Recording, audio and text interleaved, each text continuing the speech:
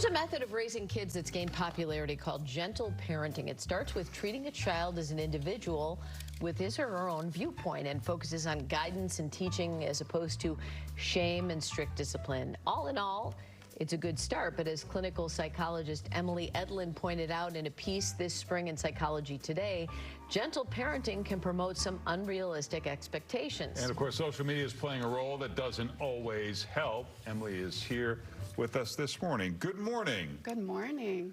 All right, so where does gentle parenting go wrong? So I think what happens with gentle parenting is it gets right the relationship and the importance of connection with your child and understanding your child's experience, and then it doesn't give you much to do after that when you're struggling with your child. So there's so much more to parenting than validating emotions. Right, and maybe it works with a best case scenario kid, Yes. and maybe not kids who have some issues. Exactly. Yeah. So it's not a good fit for everyone. Yeah. If it's a good fit for you, you're using it, it's working great. But if not, my concern is the shame and guilt that parents feel when it's not quote unquote working. So that's when I think of gentle parenting, is there a hard and fast rule that you don't discipline your kids when you have gentle parenting? What is the concept? You give them hugs, you say you're an individual, but you never correct them? What is the guideline there? So I would distinguish gentle parenting, the philosophy, from how it is disseminated and communicated on social media by influencers. And so the messaging out there is that, yes, you don't discipline your child, even though that's not what the gentle parenting people say, but it's lost in translation in our current media landscape. So on social media, they're putting the best. They're saying, look how perfect my kids are, and all I do is give them hugs, and they're individuals. So that's what's being presented. So parents feel guilt because their kids aren't behaving. Right, when they do and that. they feel like if their kid's misbehaving, that they're doing something wrong. And I'm here as a child clinical psychologist I've worked with kids my whole career.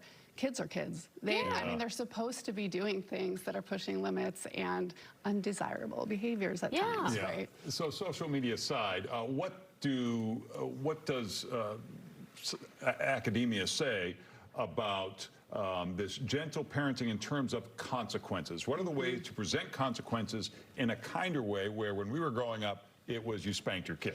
Right, which is not effective. So I will say that for the record. And I think what the science shows is authoritative parenting is the most effective with the best outcomes. And that is a combination of warmth in the relationship with firm limits.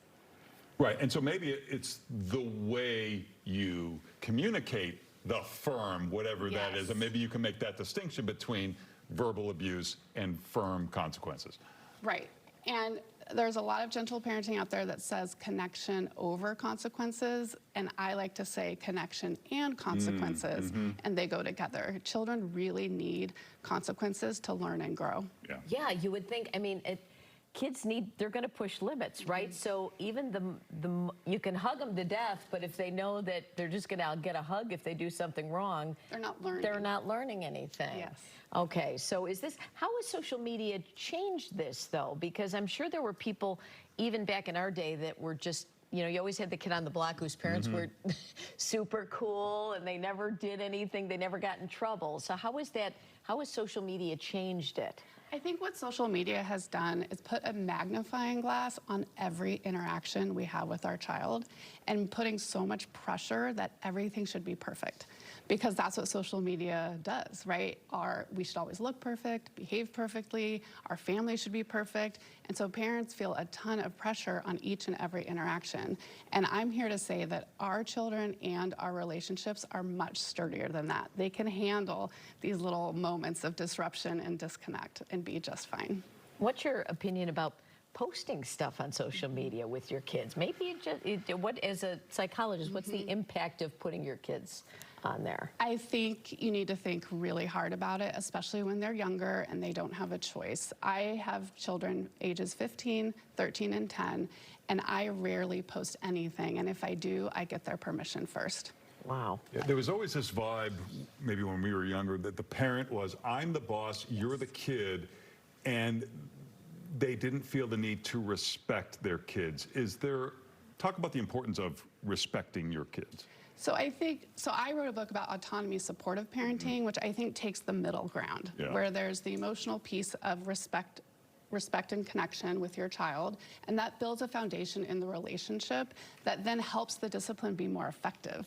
So then there's the piece around behaviors where you have limits and consequences, but you're delivering those within a very strong relationship as the foundation.